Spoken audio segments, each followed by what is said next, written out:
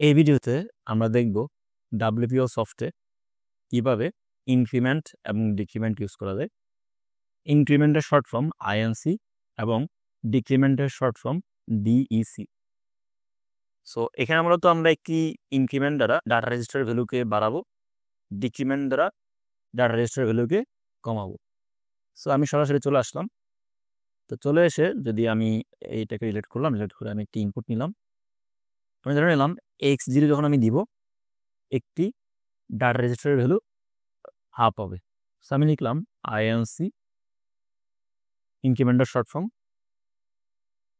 দেন data register D0 দিয়ে আমি enter press করলাম। দ্যাট মিনস আমি যখন x0 দিব ডাটা রেজিস্টার ভ্যালুগুলো বাড়তে থাকবে।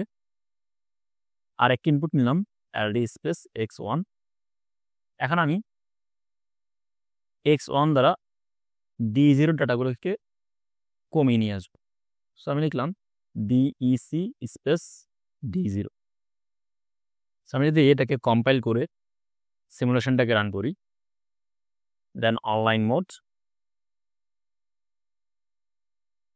এটাকে রান করি, দেখুন বর্তমান আমার ভ্যালুটা কিন্তু 0। যখন জাস্ট এখানে প্রেস করলাম এই ভ্যালুগুলো কিন্তু আমার বাড়তেছে। সো এটাকে আবার অফ করলাম। দেখুন বর্তমানে D0 ভ্যালু 525। এই অবস্থায় যদি আমি x1কে প্রেস করি তাহলে এটা কিন্তু কমে আসতেছে।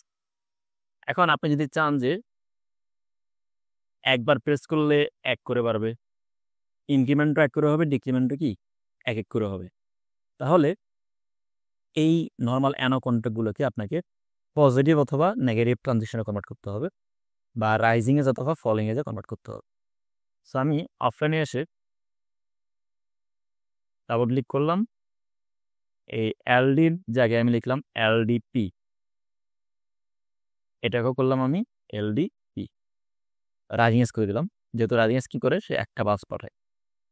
সো এখন যদি আমি কম্পাইল করি, সিমুলেশনটাকে পুনরায় রান করি, অনলাইন মোডে আসবো,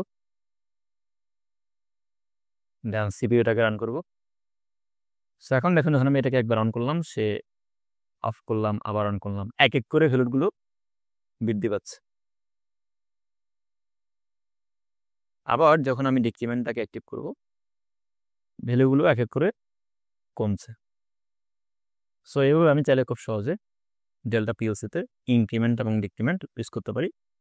সকলকে অসংখ্য ধন্যবাদ। আসসালামু আলাইকুম।